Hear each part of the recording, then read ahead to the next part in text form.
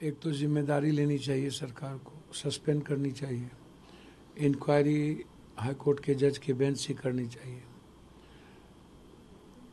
कल 1 मिनट के लिए भी मौन नहीं रखा गया।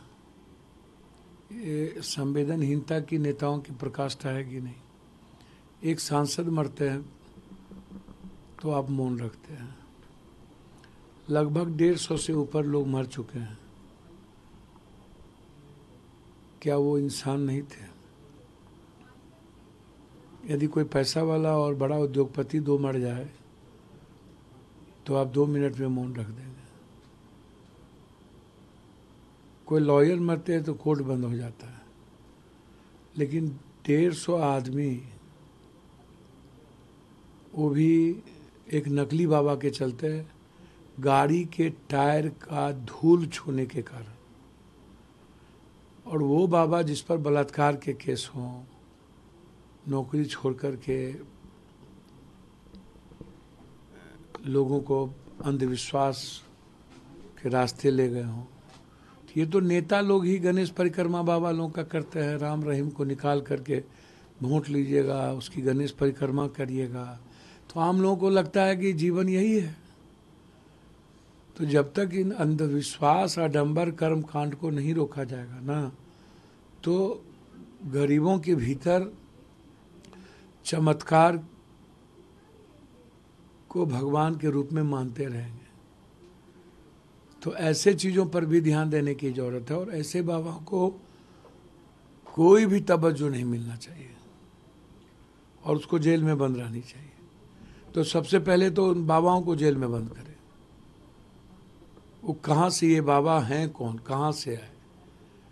ये अपने को शिव कहते हैं कि हम भोला बाबा हैं। तो अब भोला बाबा भी आ गए।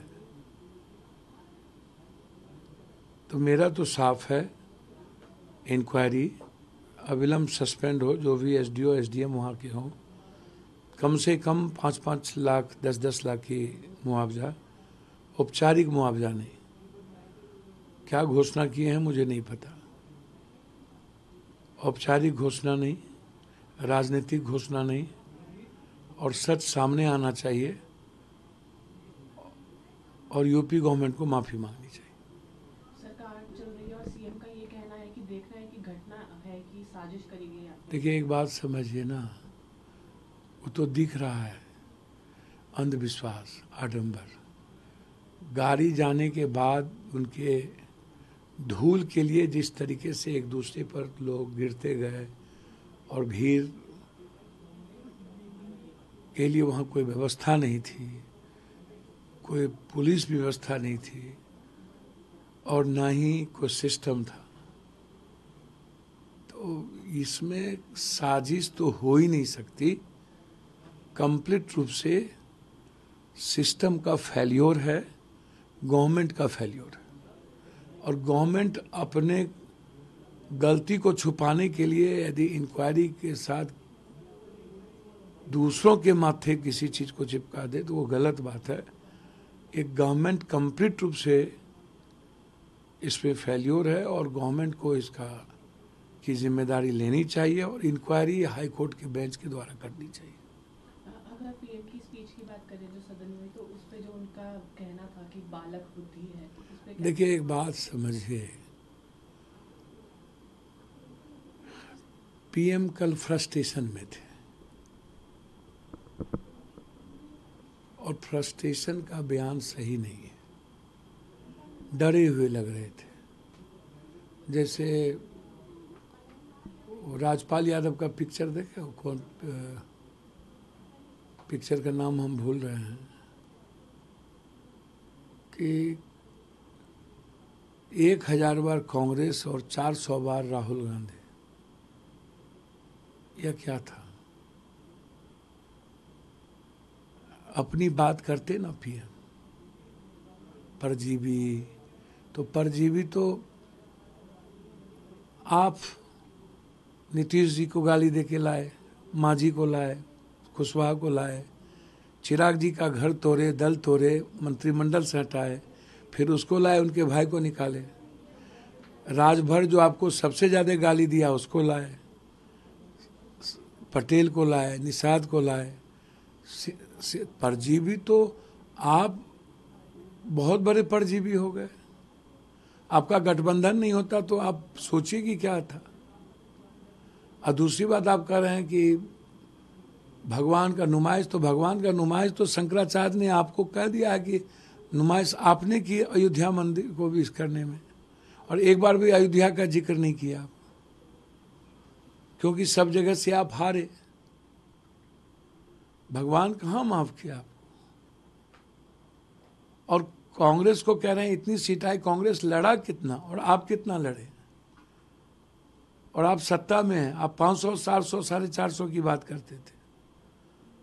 कांग्रेस तो गठबंधन में सारी सीटें दी। और मुझे लगता है कि राहुल गांधी जी को नहीं जानते हैं। 10,000 किलोमीटर बालक बुद्धि ने आवाज नहीं बनी। धूप, पानी, संघर्ष, करोड़ों करोड़ लोग, ये आज के इतिहास में शायद गांधी के बाद ये संघर्ष करने की क्षमता, कुर्सी छोड़ के, मनमोहन सिंह की दूसरी पारी में उन्होंने प्रधानमंत्री की कुर्सी छोड़ी, उनकी मां ने पहले कुर्सी छोड़ी,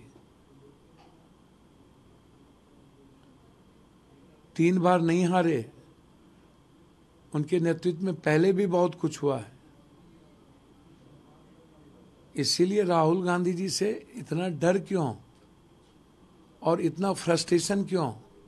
चंद्राबाबू नायडू को आप जेल भेजे थे ना, और नीतीश कुमार को आप गाली दिए थे ना, राजभर आपको पानी पी पी गाली देता था ना, और अजीत पवार को आप लाए ना।